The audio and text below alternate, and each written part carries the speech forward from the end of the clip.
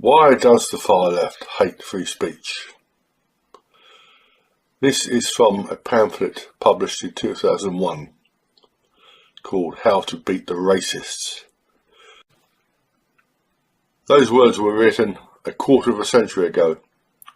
Suffice it to say, the far left has become a lot more aggressive since then, as you may have noticed, with street demonstrations and at times mass protests, violence on an enormous scale, violence against the police, the authorities, and against ordinary people.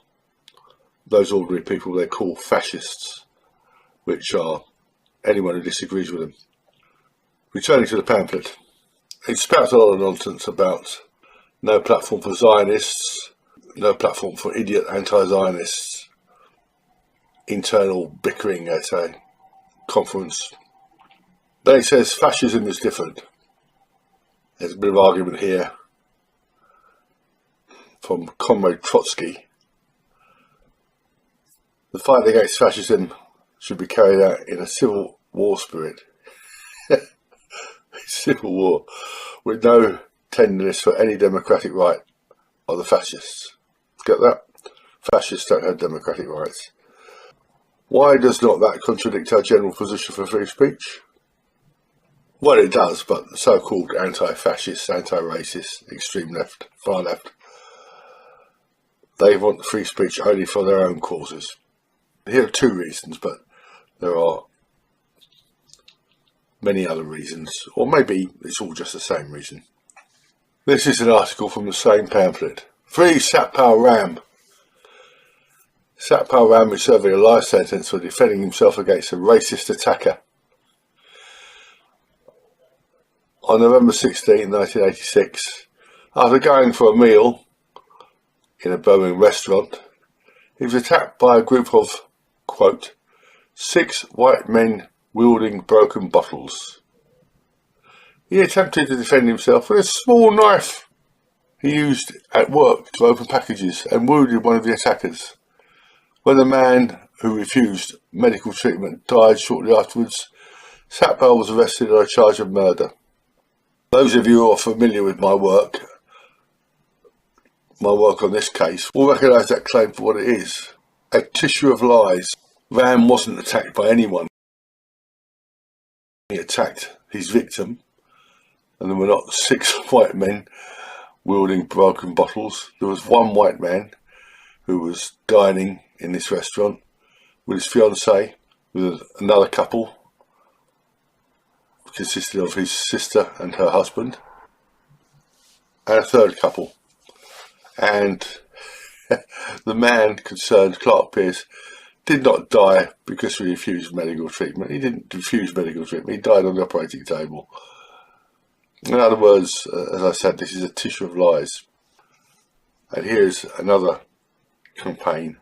This is from the same pamphlet. Free Mumia Abu-Jamal.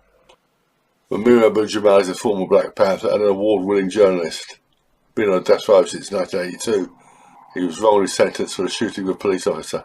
New evidence, including the recantation of a key eyewitness, as well as new ballistic and forensic evidence, points to his innocence. All total lies. The reality is that Mumia Abu-Jamal murdered Officer Daniel Faulkner in front of witnesses. Shot him with his own gun, a gun he purchased legally, which was in a holster. As he hit the floor, hit the ground, Faulkner managed to shoot back, hit Abu-Jamal in the chest, and then Abu-Jamal stood over him and in effect blew his head off. And I hear about racist death penalty, America's racist death penalty, yada yada yada. The racist police, when they turned up, instead of allowing Abu-Jamal to bleed to death, took him to hospital in handcuffs. And when he was there, he made what's been called a confession, which was really a boast. I shot the mother and hope he dies. Mother being half a word. So this is another article from the same pamphlet and another campaign. The Free Satpal campaign, and here the Free Mumia Abu-Jamal campaign.